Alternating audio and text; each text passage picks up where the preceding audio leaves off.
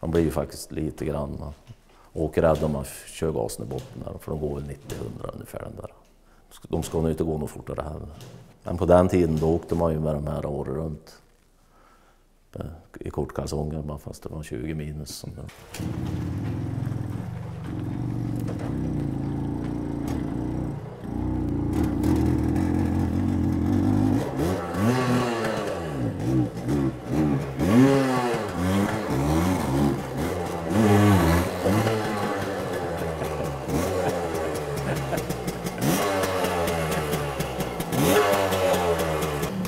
Jag känner lite mer vild den där. Ja, fast han är snäll att köra. Fantastiskt ljud. Ja, men den där var ju läckraste.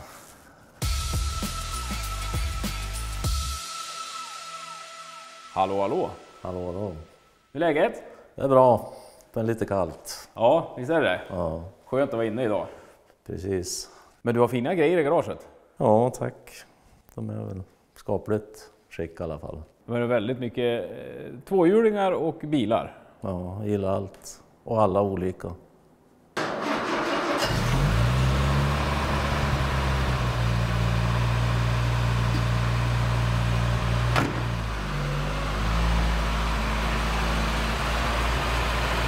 Ja, det är Rover P6, en 2000, den billigaste modellen utav dem. Det fanns 5 olika modeller på de här. Det här är en 2000, de är enkelförgasare, och så fanns även de här med dubbelförgasare.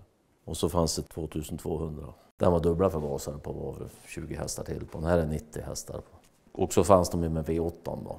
Rover V8 och jag tror det var 140 hästar på dem. Nej, det här är en sån här fulsnygg Rover som det kanske inte finns så många kvar utav. De flesta har rostat upp. 6000 mil har han gått sedan han var ny. Och han har väl stått i garage då i 40 år kanske, utav de 40-50 år nästan har han stått inne i garage. Jag har haft han i, jag tror det är 24 år. Och innan hade väl färskgubben han i, jag vet 5-10 år kanske. Han köpte den utav en som hade köpt den till sin dotter som hon skulle få när hon tog körkort då. Så han hade han väl i garage bra länge också, 10 år kanske. Men hon tyckte han var så ful så hon ville inte ha han. Så då blev han såld. Och det var då färskgubben köpte han då, i den vevan. Det är ju lite speciell framvagn på de här. Nu kan jag inte namnet på vad de heter, men det är samma modell som Formel 1-erna har. Så fjädrarna ligger här uppe under skärmen. Och det är för att de ska kunna bygga dem lite lägre. De gånger det var besiktning på de här, om man var på bilprovningen, så då samlade de i regel all personal, åtminstone all ny personal där, som fick komma och titta på hur det såg ut, för de hade i regel inte sett en sån här framvagn. Det är ungefär som att åka en bil med luftfjädring, en nyare bil med luftfjädring. Kofångaren fram har jag ju bytt på han, och det var inte på grund av att kromen var dålig på han, utan det var en buckla på han, så den är ju kvar. Men annars är ju all krom i original. Blev ju lack om han för, tror jag, 2 år sedan då. Var väl i valet och kvalet om jag skulle lacka om han eller inte, men det var ju några riper och sådana små grejer på lacken. Det var ingen rost på han, så att det var ju. De här är ju lite roliga de här bilarna, för att man kan ju plocka bort alla paneler på han. Till exempel den här nedanför vindrutan, ja det är väl fler som är. Taket går att skruva bort, det är skruvat här under. Man ser skruvarna om man viker ner listen. Jag ska se, jag vet, det kanske är svårt att filma, men om inte annat så känner du skruven. Det här fingret, det är skruvat sådär. Ja. Trösklarna är skruvad. Sen när jag lackade om man, då skruvade jag bort dem, och så kunde jag lacka dem på baksidan också. Det var ju lite kul faktiskt. Den här panelen är skruvad. Det där är skruvat. Bakskärmarna är skruvad. Lite lyxigt på en fattigmansrolls som de kallar dem för. Och så har du ju det här fräna tanklocket. Jag tror det blev årets bil, om det var 64. Något sånt där de kom med, eller om de kanske kom något år tidigare. Men de blev ju vald till årets bil. Det är ju skivbromsar på han, runt om. Huven är aluminium, bakluckan är aluminium på dem. Så de hade ju lite grann små grejer som de var före med.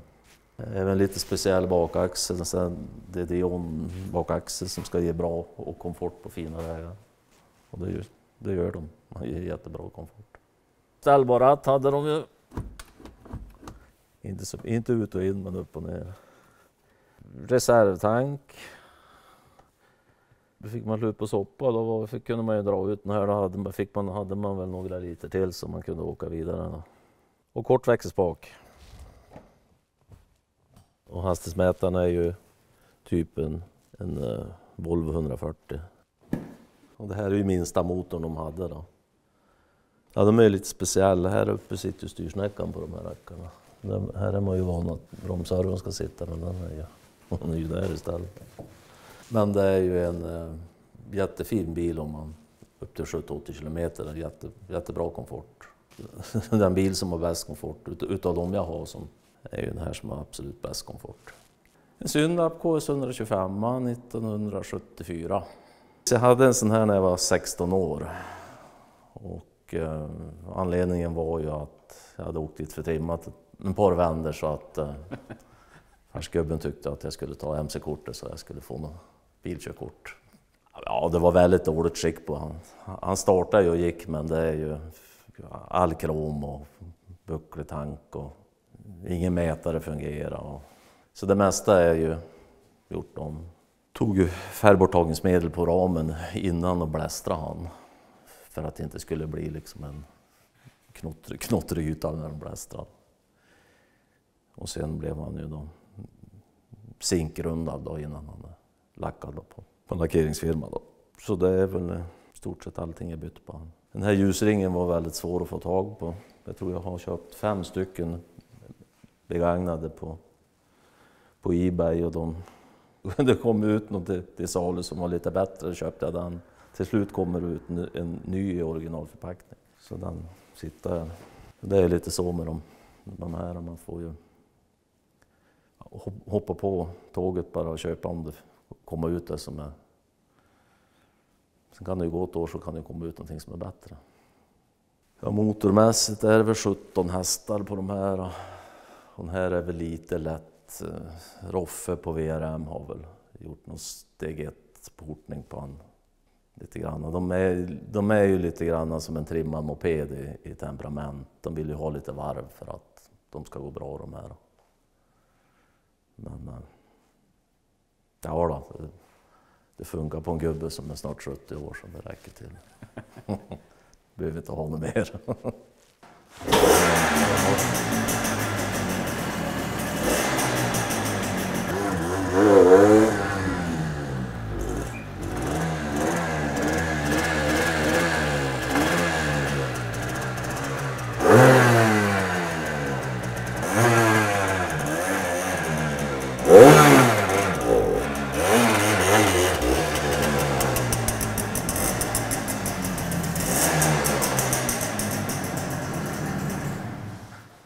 Låter som en trimmad moped. Ja, och det är ju så att köra då. De inbjuder till att köra lite busigt med faktiskt. Men sen har du syndat till. Ja, det var egentligen frun som var orsak till den. Hon ville åka med så då blev vi köpt en Synlab till. Och då fick ju inte hon ha en snabbare än mig så det blev en KS100. Så det var ju färgen som hon föll för i första hand. Alltså. Kanske många kvinnor går efter. Och rätt skapligt skick på han. Men jag har väl lackat om han ett par vänder sedan dess. Då. Plockade ut en papper från Transportstyrelsen då, och det där är ju en 66.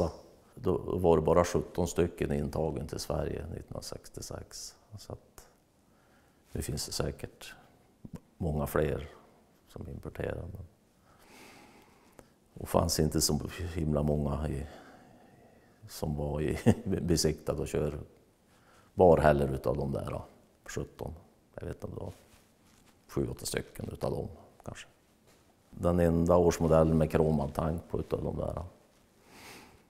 Annars hade de lackerade tankar. Så. Han har varit lite uppskattad på hembygdsgårdar och sånt där när de har haft några grillkvällar och åskådar om jag säger så då, om man är ute någonstans. Då är det ju KS100 som de tittar lite extra på. Ja, KS100 är ju mycket trevligare egentligen att köra för den där temperamentet är som en otrimmad moped. Det är ju 8 hästar på de där. Men väldigt trevlig, du kan ju lägga in 4 och köra 30-40 kanske. Bara vrid på gasen. Vilket inte går med 125 man, han vill ju ha 5000 varv för att det ska hända någonting. Så det är en väldigt trevlig motor. Men betydligt sämre ram, så det är ju, man blir ju faktiskt lite grann åkrädd om man kör gasen i botten där, för de går väl 90-100 ungefär den där.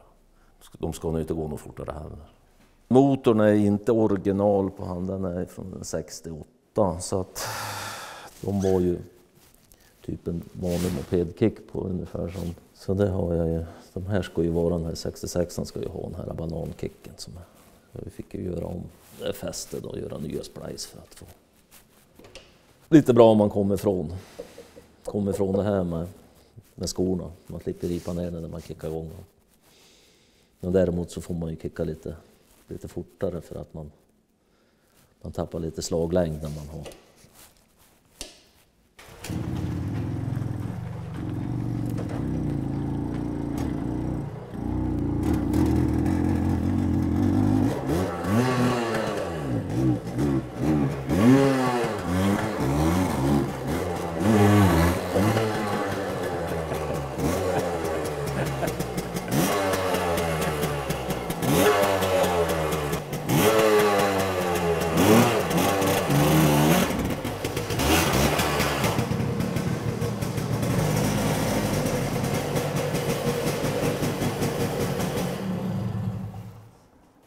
Den kändes lite mer vild den där. Ja, fast han är snäll att köra.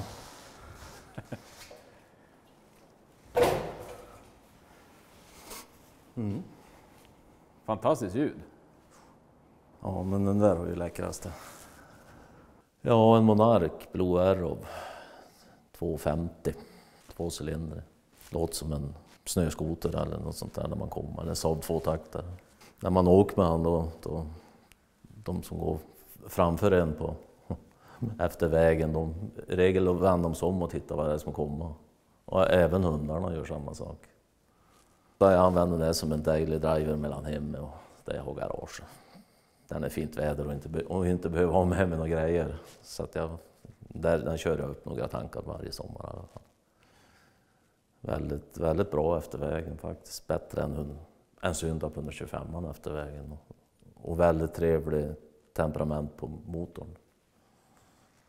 15 hästkrafter och fyrverkstad och du kan köra 30 på 4 och vrid på gasen och bara tuffa på.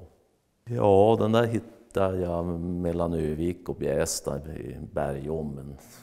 En kompis som vars far hade gått bort och då ville han bli av med en massa grejer farsgubben hade. Och då var det väl en moped egentligen som jag for dit för att kolla på dem, men då såg jag den där också då. Så då tyckte jag det här kunde vara kul. För han hade kört med han 10 år innan, så han hade stått i 10 år, men jag tänkte jag tror det gå att få igång igen. Och han har funkat bra. Jag har inte gjort i stort sett någonting åt honom annat än att flytta ut tändspolarna och bytt något lyktsarg eller något sånt där, små grejer bara. Annars är det en 60-tals spraybugsrenoverad Monark. Hastighetsmätaren är ju lite rolig på de där, han går ju liksom, 0 är ju där 100 är på målemätaren nästan. Rekommenderar jag till gamla gubbar som vill åka lagligt och inte för fort. Det står ju i instruktionsboken hur man ska starta och det funkar faktiskt bra. Och det är ju batteritändning, här så har man ingen ström i batteriet, går det inte att rulla igång han heller. Helt sjukt. Nu ska vi se.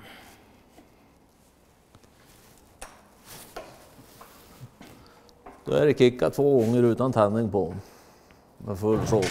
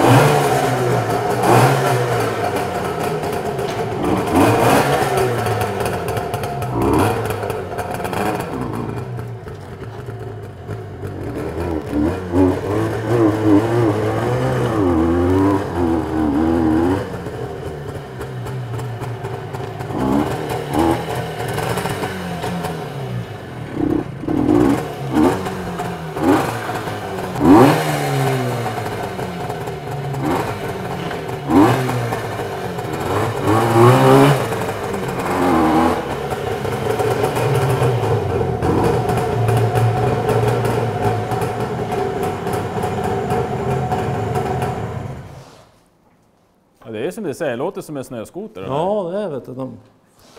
Trevlig maskin det där. Jättetrevlig. Vad är det här då? Jag tänkte säga Ford Mustang, men det är en Mustang-moped. Kanske var roligare med en Ford Mustang. Som ett påbörjat projekt, men förhoppningsvis blir det färdigt till våren då. Han blir väl sådär när han blir klar, men en blå då, är det tänkt då. Med en KS100 motor istället för en 50 kubikare då. Så har jag förstärkt upp ramen lite grann för att ha någonting. Så han sitter kvar. Ramen torde väl bli sned förstås om man gasar, men man får väl låta bli att gasa. Det var bara mest för kul. Jag hade en 125 motor också som jag hade tänkt sätta på, men den ryms inte där. Det är inget roligt att kapa sönder flansarna på för att få dit den. Så att det var den här jag var intresserad utav. Egentligen så var jag väl kanske inte intresserad av någon. Han ville att jag skulle komma dit och kolla vad han trodde de var värd. Hade en par mopeder, de där Blue R, och hade ganska många bilar också. PV. Ja.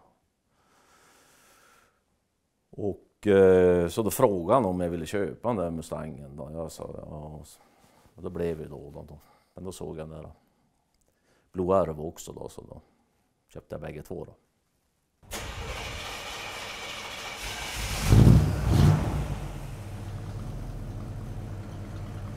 Ja, den 59 Impala. Ja, jag vet inte riktigt hur länge jag har haft den, men 10-12 år eller något sånt där har jag väl haft. Och var ju rätt skapligt skick när jag köpte han. För han blev tagen in 2006 till Sverige. Och han som köpte han, det var en gammal gubbe som jag ungefär. Och så han hölls på med han i 3 år då.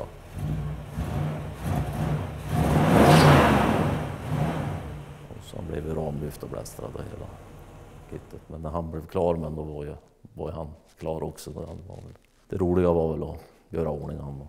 Sen dess har han väl haft några barägare innan jag köpte han. Då.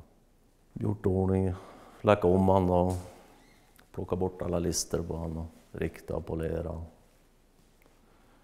jag inte minns alldeles fel så räknade jag listerna när jag höll på med dem. Och det var, man räknar varje list för sig så var det 50 stycken. Varje del. Och räknar man alla delar som är på bilen utvändigt så blev det 100. Här till exempel är det ju 3 lister. Så man satt en månad i garage och polerade och riktade lister ungefär.